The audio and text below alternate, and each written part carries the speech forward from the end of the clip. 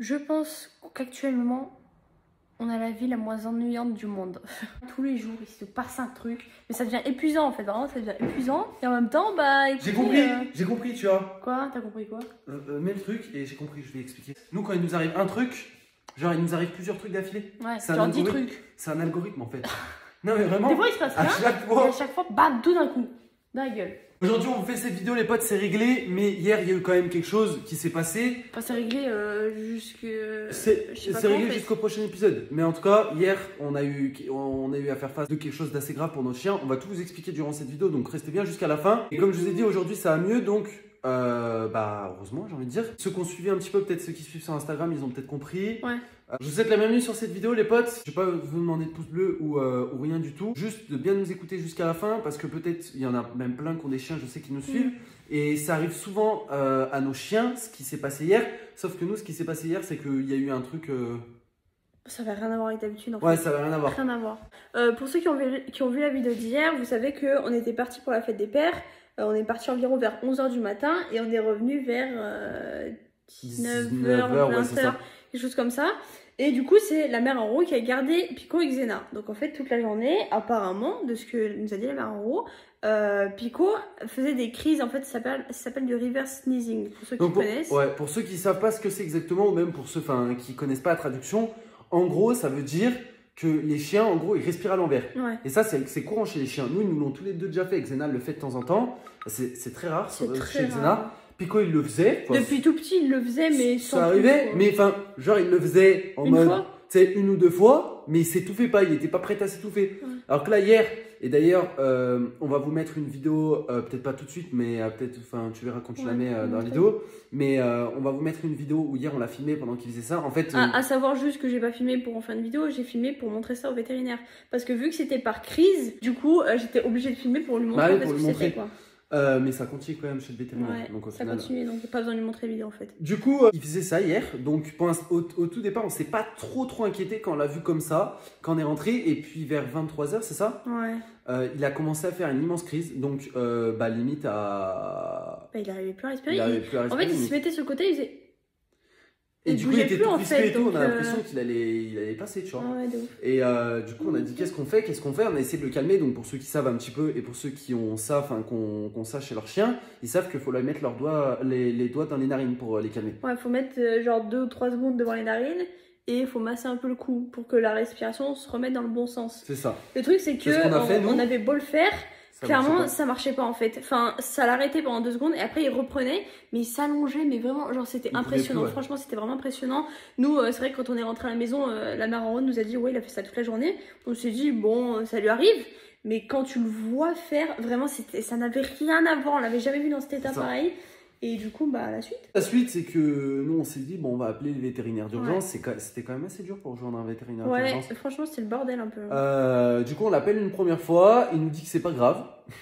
Et il savait pas de quoi on lui parlait. Il savait pas ce que c'était. Et vous allez voir l'histoire du vétérinaire. Hein. On s'en fout. On peut dire, je m'en tape. On s'en bat les couilles. Juste, faut dire ce qui est. Après, heureusement quand même que hier il était là parce qu'il a quand même pu soulager notre chien. Ouais. Mais on va tout vous expliquer parce que c'est quand même assez compliqué l'histoire du vétérinaire. Du coup, après on le rappelle parce que ça allait toujours pas. Mais nous, il nous disait bah c'est normal, c'est pas grave et tout. Sauf que nous, on avait peur pour notre chien, tu vois. Et même au-delà que sa santé entre parenthèses soit en jeu, bah il souffrait notre chien. Donc il fallait faire quelque chose. Et même si on sait que voilà, les vétérinaires d'urgence, c'est pas comme sur la santé humaine. C'est pas les pompiers normales où ils viennent te chercher. Voilà, c'est nickel ou quoi. Les chiens, ça reste des chiens. Ouais. Et ça, il faut le garder en tête. Donc c'est vrai qu'il y a des vétérinaires d'urgence, mais c'est quand même assez rare et ils sont quand même assez prisés. Enfin, je sais pas comment expliquer. Bref, vous m'avez compris, je pense. Du coup, on l'emmène quand même. Et je pense qu'on va vous mettre les passages de comment ça faisait pour Pico, parce que sinon vous allez peut-être pas comprendre et pas arriver à réaliser ce que ça faisait. Juste avant de voir les passages de Pico, moi je sais que même c'est mon propre chien et je suis habitué au chien, moi ça me...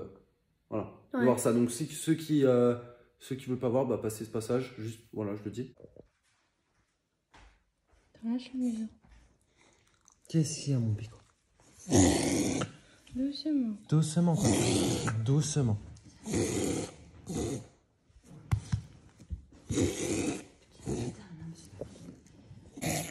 Fais longtemps, fais longtemps. Doucement. photo. Comme vous aurez pu le voir, je sais même pas comment décrire ça. En fait, c'est comme si nous, on avait un truc qui nous bloquait et on n'arrivait pas à respirer. Et ça te prend toute la journée, mais c'est, enfin, je veux dire, c'est invivable, quoi. Puis ça se voyait que vraiment, il en pouvait plus.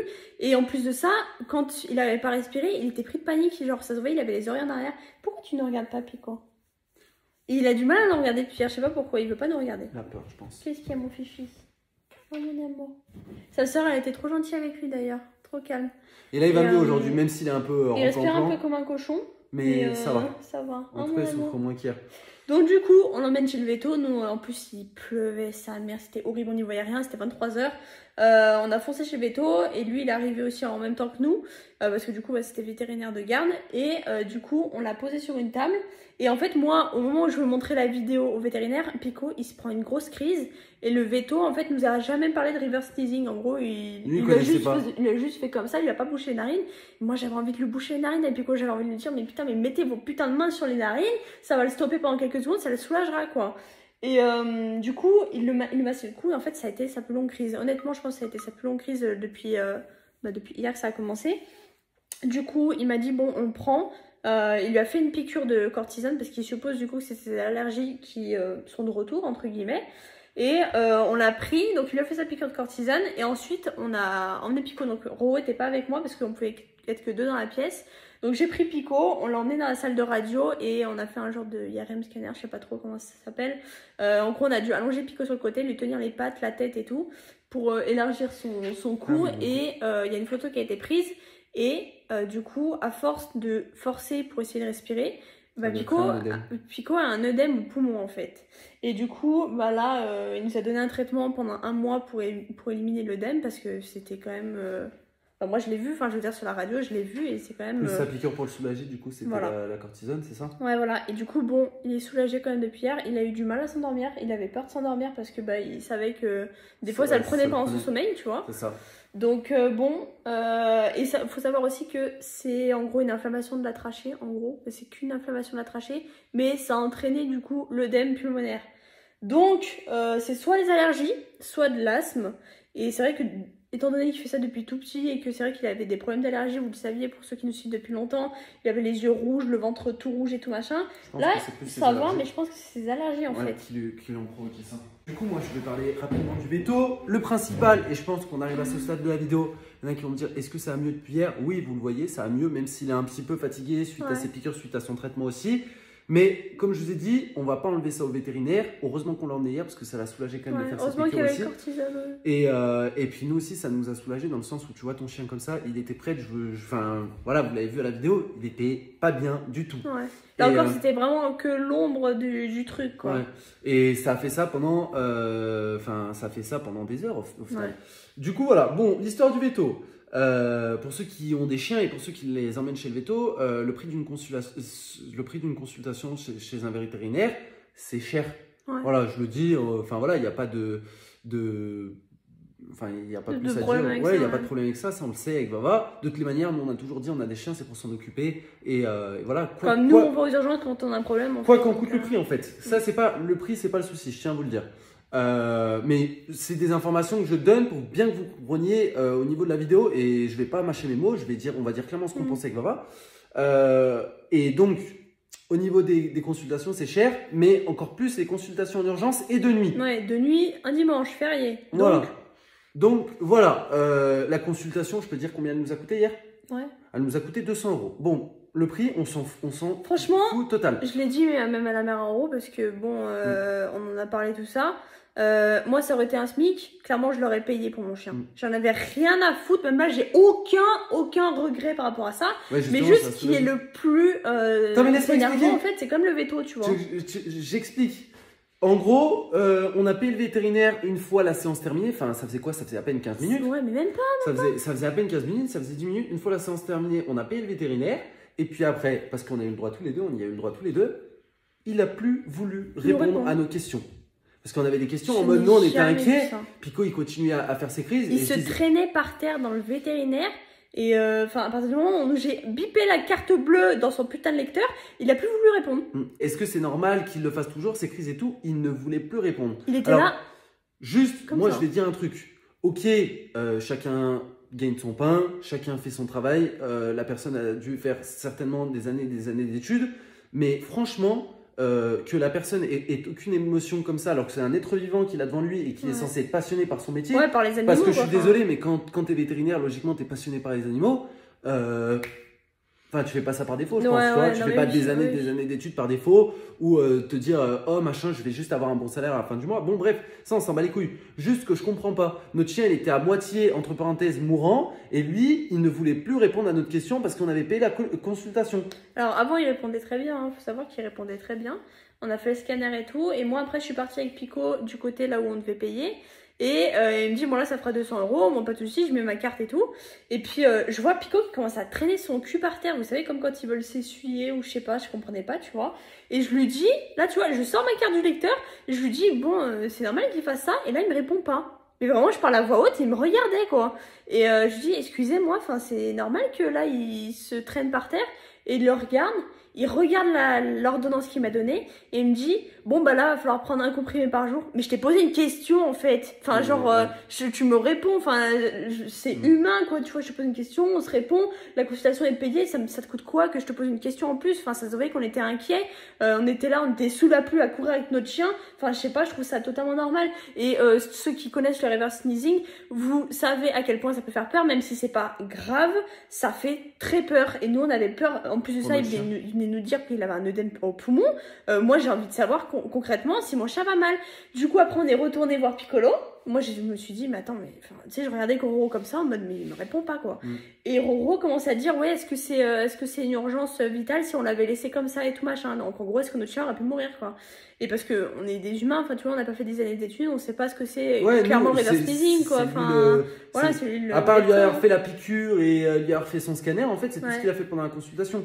Et du coup Roro lui a dit concrètement est-ce que ça craint pour sa vie et tout machin. Il dit bah comment ça qu'est-ce que vous voulez dire mais comme c'est un non mais avant je l'aimais bien quand même d'un mépris j'avais clairement envie de péter un câble. Je me suis dit mais c'est pas possible quoi. Après, il a dit ouais, il dit oh qu'il peut mourir. Oh non je pense pas. Ouais, il a dit ça comme ça. Non mais vraiment c'est délirant. Autant là non mais c'était ça hein. Ouais c'était clairement prenez votre chien, cassez-vous quoi. Et alors que honnêtement l'ancien veto qu'on avait c'était super sympa, c'était des meufs qui avaient opéré aussi Xena, qui l'avaient stérilisé.